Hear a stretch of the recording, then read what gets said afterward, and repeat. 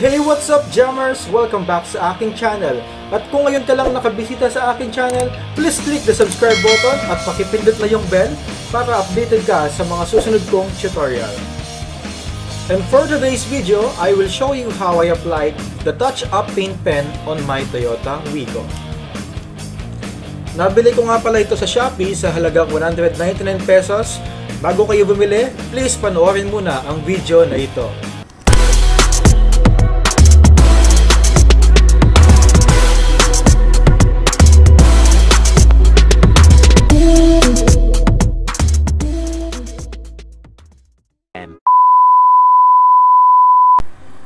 So these are the materials needed dito nga pala sa DIY tutorial natin.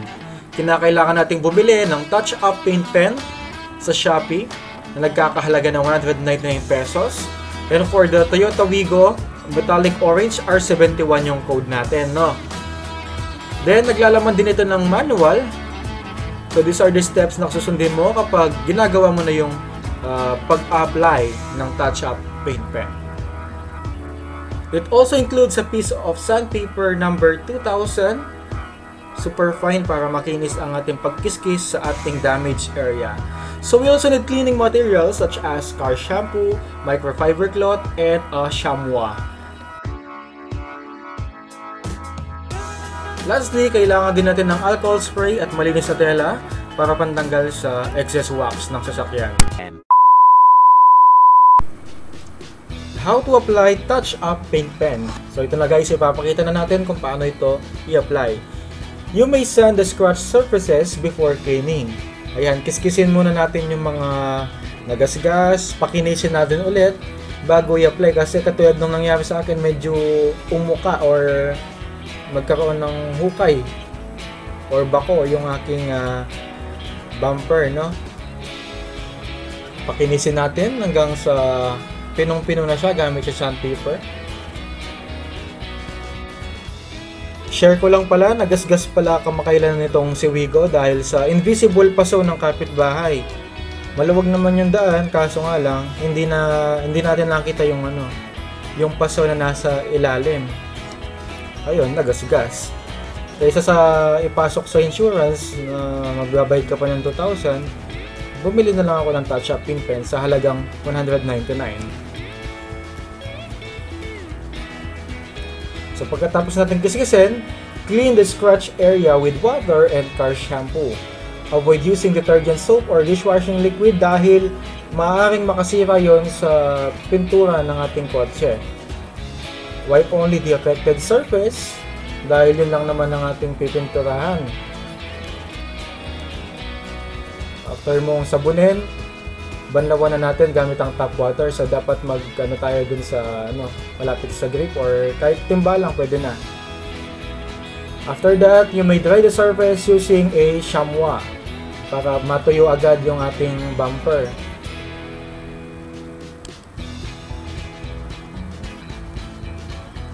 Then, isprayan natin siya ng alcohol para matanggal kung sakaling meron wax kagaya ng aking sasakyan na nung nilinis ko, ni-wax ko siya para matanggal yon, para kumapit ng maayos yung pintura natin. And for the next step, shake well the touch-up paint pen before application. Allow 1 to 2 minutes before natin i-apply siya sa ating affected or damaged area. Medyo nakakangalay lang itong pag-shake pero tiisin natin para ma-mixed well yung ating pintura. Yung mga lalaki walang problema, magaling mag-shake yung mga lalaki. Diba? So this pen has 2-in-1 applicator.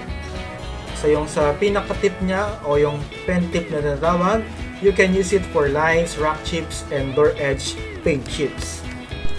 So ginagamit yan kapag yung gasgas ay kaguhit lamang. Kapag ganun, hindi na natin siya kinakailangan kiskisin ng sandpaper. Linisin lang at i-apply. So ang pangalawang applicator niya is a brush end. You can use it with white and deep scratches. Kagaya nung nangyari sa aking bumper na nagkaroon ng bukbok or bako.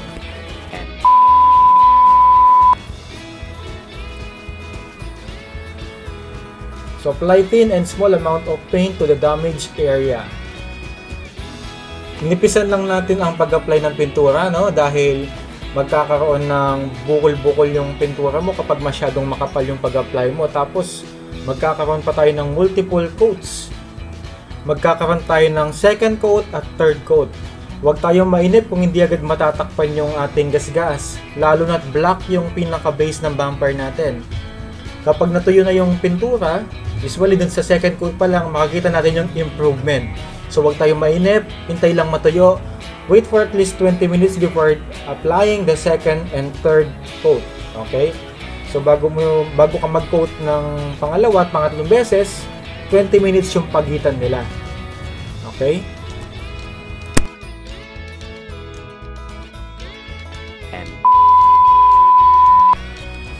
Reapply the paint until the damage is fully covered.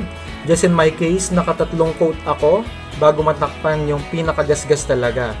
So nakita ko yung improvement after 3 coats. And for the best result, follow the following steps, no? Yung iba optional lang, yung iba kailangan gawin. So like number 1, do not apply during rainy days. Yan yung pinakadapat na hindi natin gagawin. Huwag tayo magpintura kapag umuulan. Avoid moisture on the repaired area for at least 12 hours. Huwag natin basahin o linisin muna yung kotse dahil maaaring lumabo yung pininturahan nating part. So number 3 is optional lang. Kung hindi gaanong makinis yung pagkakapintura mo, you may sand the repaired area using number 2000 sandpaper. Kiskisin mo siya, then after that, apply rubbing compound and buff the painted surface. So itong 3, 4, and 5 ay optional lamang. In my case, kontento na ako doon sa pagkakapaint ko. Kaya hindi na ako nag-apply ng clear coat touch up pen. So mapapagastos lang kasi ako kapag in-applyin ko pa siya ng ganyan. After applying 3 coats, ito na yung kinalabasan ng aking pagpipintura. Ang touch up paint pen ay parang sorry, matatakpan mo man yung gasgas, may maiwan pa ring bakas. Hindi mo pa rin may babalik ang kahapon. Ang kotse ay parang jowa. Kapag nagtatampo, bilhan mo ng regalo. Kagaya nito, binili ko siya ng diffuser para hindi na siya magasgas muli. At sa susunod kong tutorial, ito ang ipapakita ko sa inyo ang pag-install ng diffuser. So please subscribe and see you on my next vlog. Thank you and goodbye.